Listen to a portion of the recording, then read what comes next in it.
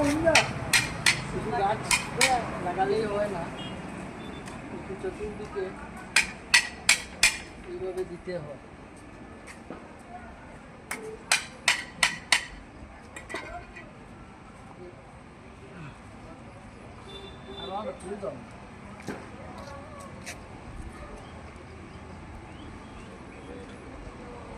বাজারের এই গাছগুলাতে একটু যত্ন করতে হয়, না হলে ছাগল খেয়ে ফেলবে। তাছাড়া ছাগলকে খেয়ে ফেলবে।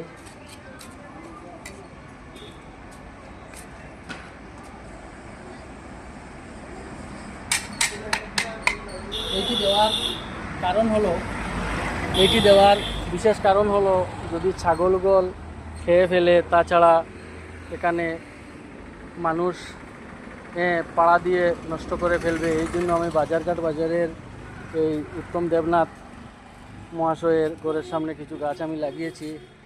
আপনারা দেখতে পাচ্ছেন, এটিকে বলে মক্কাতে তৈ। তো এটির উপরে আমি বাঁশ দিয়ে বা অন্যান্য প্যাকিং করে আপনারা দেখতে পাচ্ছেন আমি লাগিয়েছি। এটির ভিতরে হলো একটি নিম গাছ, তাছাড়া আপনারা সাথে থাকবেন। এই হলো কদম গাছ, এটিও আমি দিয়েছি ভালো করে, যাতে মানুষ হাঁটতে সময় খেয়াল করে বা পাড়া দিয়ে নষ্ট না করে। এইভাবে আপনারা দেখছেন এই দূর পর্যন্ত আরও দুটি গাছে এইভাবে দেওয়া আছে। তো দেওয়ার কারণ হলো এই মানুষ দেখতে পারবে যে এখানে গাছ লাগানো আছে, পাড়া দিয়ে নষ্ট করবে না। ছোটো গাছ, এখানে মক্কাতে তৈরি গাছ আছে, তাছাড়া আমি বাঁশ দিয়েছি।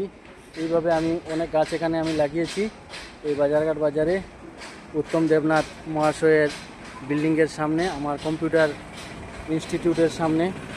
তো আপনারা এইভাবে পরিবেশ বাঁচানোর জন্য নিজের গ্রামাঞ্চলে এবং বাজারহাটে এইভাবে গাছ লাগান, যাহাতে পরিবেশ সুন্দর এবং সুস্থ থাকে। আমার এখানের অত্যন্ত সুপরিচিত বিশিষ্ট সমাজসেবী এবং ব্যবসায়ী মিস্টার পায়েল নাথ মহাশয়, উনিও এসেছেন। ও দেখছেন আমার এই বিল্ডিংয়ের ওনার মিস্টার উত্তম দেবনাথ মহাশয়। আগে আমি আরেকবার গাছ লাগিয়েছিলাম, কিন্তু উপর দিকে আপনারা দেখতে পাচ্ছেন এই মেইন লাইন যাওয়ার কারণে গাছটি কেটে ফেলা হয়েছে বা রাস্তার দিকটি অনেক বড় হয়েছে। তো আপনারা সবাই সাপোর্ট করবেন এবং কমেন্টে জানাবেন। এইভাবে বাজারঘাট বাজারের পুরো এলাকা, মন্দিরের সামনে থেকে আরম্ভ করে এইভাবে মসজিদের সামনা পর্যন্ত বা আরও আপনারা দেখতে পাচ্ছেন এই লম্বা জায়গা, সব জায়গাতেই আমি গাছের চারা লাগাবো, যাতে পরিবেশ